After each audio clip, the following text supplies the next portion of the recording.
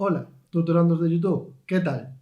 En el vídeo de hoy vamos a hablar de las coordenadas esféricas, que se suelen representar con las letras R, tita y phi, aunque realmente lo que significan tita y phi puede cambiar según el autor. Pueden tanto estar intercambiados entre ellos como estar cambiado el sentido hacia el que apuntan como ángulos. Estas diferencias serán lo primero que tenga que aclarar prácticamente. Las coordenadas esféricas se llaman así porque nos van a ser útiles para calcular, por ejemplo, áreas y longitudes y volúmenes basados en esferas. Pero también vamos a ver que son útiles para calcular, por ejemplo, el área lateral o el volumen de un cono. Pero empecemos por el principio. Pongamos por caso que tenemos los tres ejes principales, el eje X por aquí, el eje Y por aquí y el eje Z por aquí. Y que tenemos un punto que está colocado, por ejemplo, en esta zona. Un punto que si lo proyectamos hacia abajo cae aquí sobre el plano XY, lo podemos unir a través de esta línea y que se puede unir con el origen de coordenadas a través de este otro segmento que estoy dibujando ahora. Por otra parte, este punto de abajo en el plano XY lo puedo proyectar por una parte sobre el eje Y y por otra parte sobre el eje X. De tal forma que si este punto que hemos dibujado tiene coordenadas X, Y y Z, su coordenada X se corresponde con esto de aquí, su coordenada Y se corresponde con esto de aquí, y para su coordenada Z tendríamos que proyectarlo sobre el eje Z. Es decir, que saldría algo como esto. Estas serían sus coordenadas X, Y y Z. La distancia al origen de coordenadas va a ser precisamente R. La coordenada R en coordenadas esféricas es la distancia al origen. No como en el vídeo de coordenadas cilíndricas, que era la distancia al eje Z. Aquí es directamente la distancia al origen. Y ahora empezamos con los problemas. Voy a empezar definiendo tita y phi de una forma y después voy a comentar qué otras definiciones se les pueden dar. Yo voy a partir de que el ángulo tita es este ángulo de aquí, que está sobre el plano horizontal. Es el ángulo polar, de coordenadas polares y que también vimos ya en coordenadas cilíndricas. Y el ángulo phi voy a considerar que es este ángulo de aquí arriba, el que forma el segmento que une el punto con el origen con el eje Z. Ese ángulo de ahí va a ser phi para mí. Alternativamente se puede definir phi como el ángulo que se eleva desde el plano XY hacia arriba, es decir, justo el complementario del que he dibujado yo. Y alternativamente, además, hay quienes llaman phi a lo que yo estoy llamando tita y quienes llaman tita a quienes yo estoy llamando phi. Por tanto, antes de hablar de coordenadas esféricas, siempre es pertinente aclarar a qué se le está llamando cada cosa. Yo voy a llamarle tita a ese ángulo que acabo de dibujar ahí y phi al ángulo que he dibujado también por ahí arriba. Al ángulo tita le voy a llamar ángulo ecuatorial y al ángulo phi, por otra parte, le voy a llamar ángulo polar.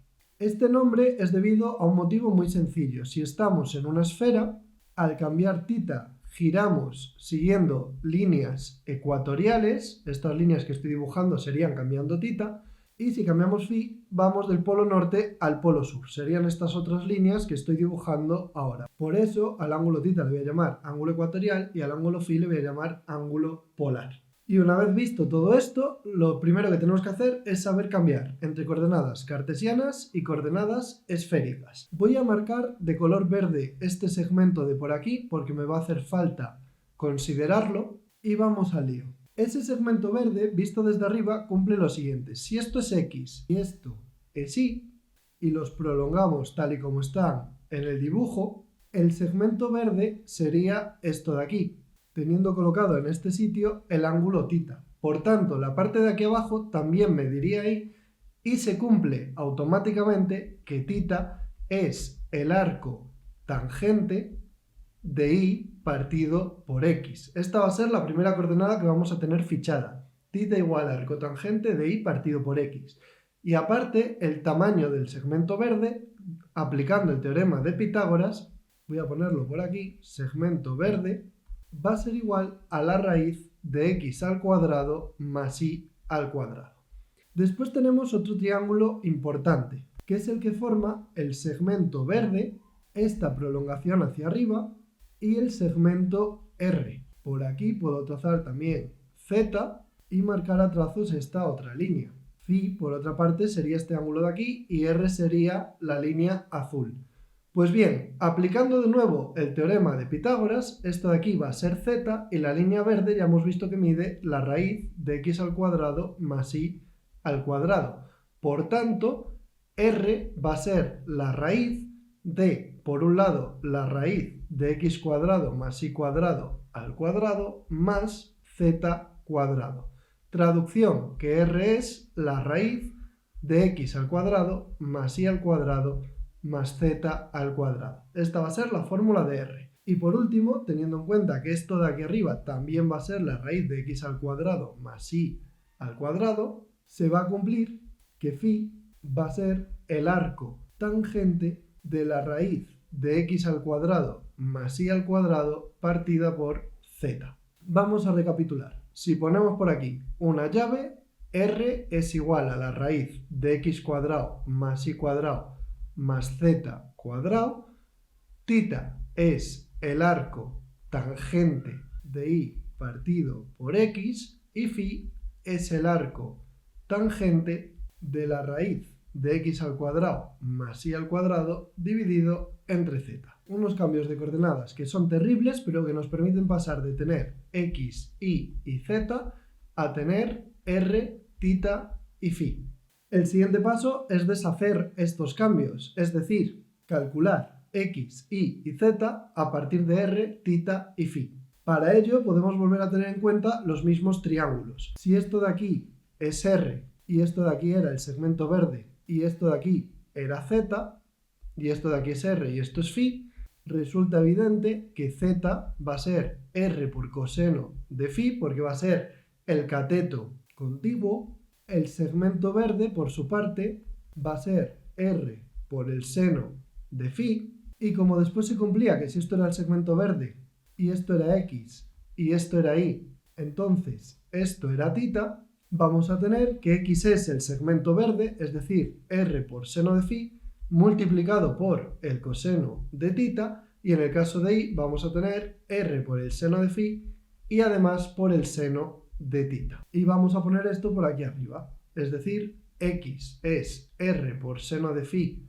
por coseno de θ, y es r seno de phi por seno de θ, y z es r por el coseno de phi. Si hubiésemos definido phi del revés, como dibujé antes, es decir, si hubiésemos dicho que phi es esto que acabo de dibujar ahora, en todos los sitios donde pone ahora seno de phi habría que poner coseno de phi, y en todos los sitios, o más bien el único donde pone coseno de phi, habría que poner seno de phi. Esa sería la diferencia. Y aquí en el arco tangente habría que cambiar la parte de arriba por la parte de abajo de la fracción, es decir, sería el arco tangente de z partido por la raíz de x cuadrado más y cuadrado, en vez de ser el arco tangente de la raíz de x cuadrado más y cuadrado partido por z. Y no voy a comentar nada más al respecto por ahora por no liar. La siguiente cuestión es cuáles son los vectores unitarios. Vuelvo a trazar los ejes x, y z y vamos a trazar un punto por aquí que queda unido al origen a través de esta línea,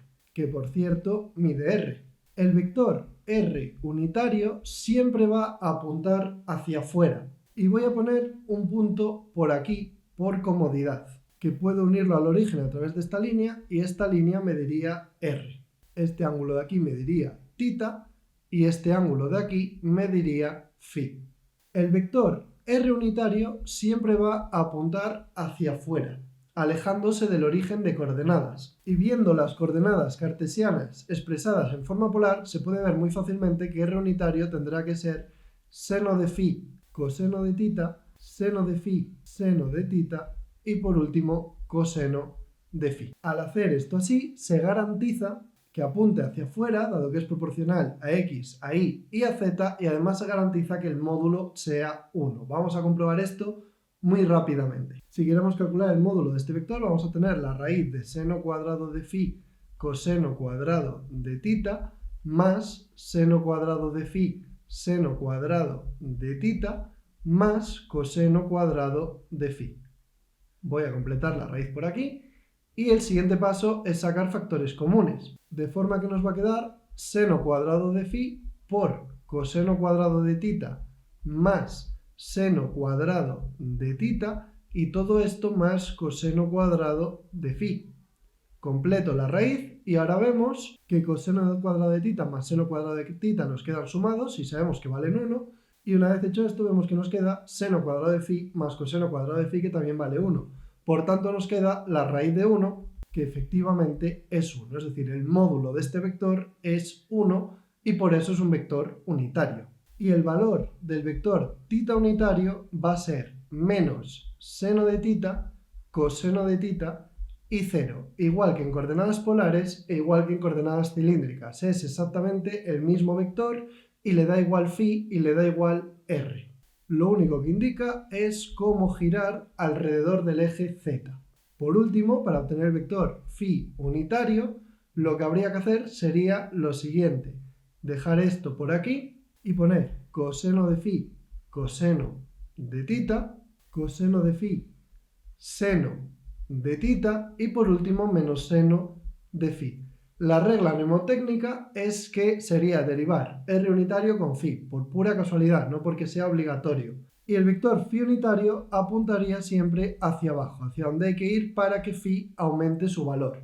Cuanto más hacia abajo vayamos, más grande será el ángulo phi, que mide precisamente el ángulo que se forma con el eje z, con ir hacia arriba. Y estos tres vectores que hemos obtenido serían unitarios, es decir, que r unitario por r unitario sería igual a tita unitario por tita unitario, y a su vez sería igual a phi unitario por phi unitario, porque todos ellos darían 1, y además son perpendiculares entre ellos. Por tanto, r unitario por tita unitario es igual a r unitario por phi unitario y es igual a tita unitario por phi unitario, dando todos estos productos 0, productos escalares que se anulan porque son perpendiculares. Y este vídeo ya nos ha quedado muy largo como para ponerlos ahora a calcular longitudes, áreas y volúmenes en esféricas, que además requieren varias explicaciones extra porque son un poquillo más complicadas que en coordenadas cilíndricas, en polares y en cartesianas. Así que continuaremos en el próximo vídeo de matemáticas. Como siempre, espero que esto os haya sido de utilidad y nos vemos en el siguiente.